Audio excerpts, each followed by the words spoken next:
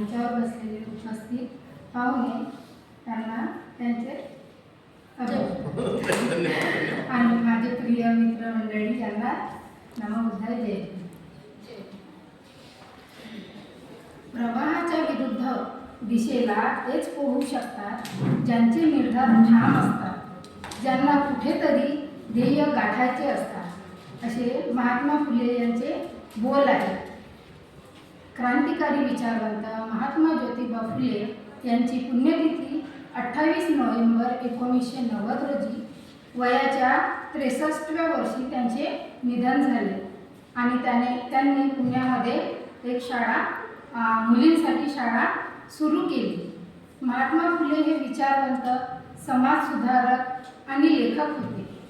ते अस्पृश्याला, जाती व्यवस्थेचं निर्मूलन, स्त्रियांना आणि मागासवर्गीयांना शिक्षण देत होते.